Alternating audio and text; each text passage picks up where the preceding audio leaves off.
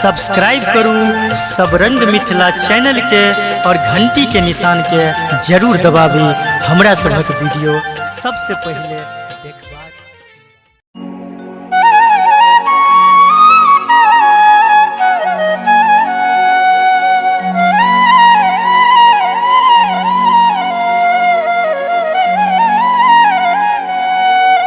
शिव के आंगन माँ सखी है, बाजे बधैया सखी है, बाजे बधैया से जन्म ले गौरी के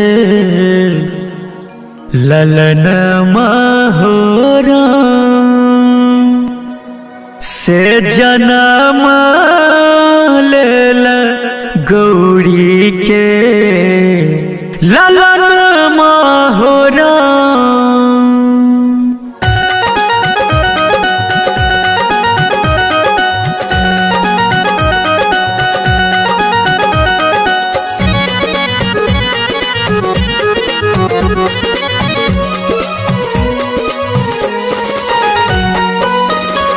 शिव के आंगन माँ सखी है हो,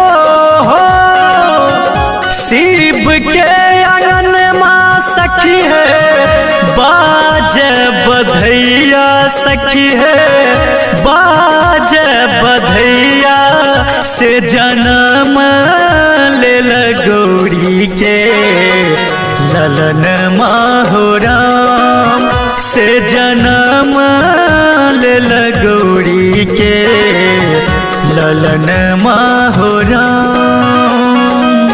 शिव के आंगन माँ सखी है, बाजे बधैया सखी है, बाजे बधैया से जन्म ले गौरी के ललन महोरा से जन्म ले गौरी के ललन महोरा।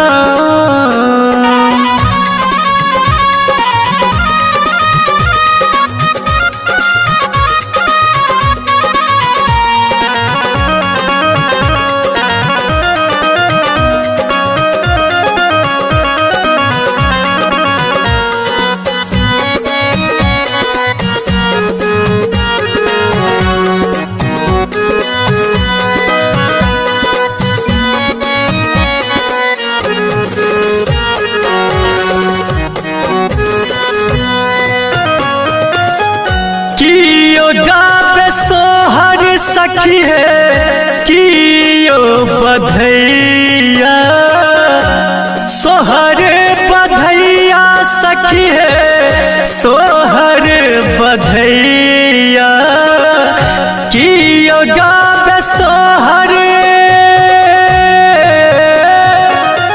कियो गावे सोहर सखी है, कियो बधैया सखी है, सोहर बधैया भांग पीब नाच गौरी के सजन महोरा, भांग पीब नाच गौरी के सजन महोरा।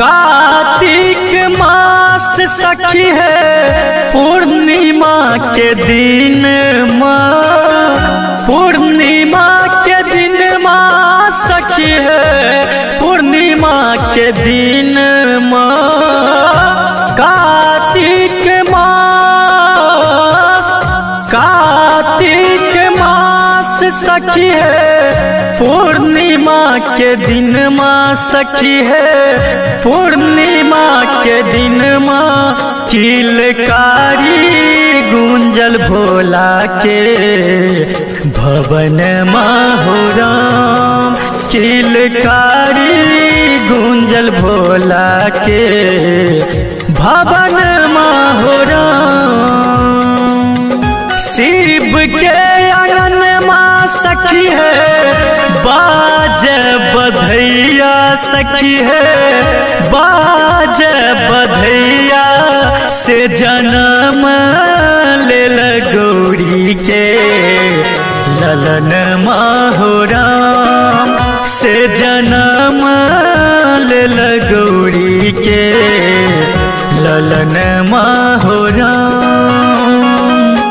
शिव के आंगन माँ सखी है बाज बधैया सखी है बाज बधैया से जन्म ले गौरी के ललन माहोरा से जन्म ले गौरी के ललन माहोरा।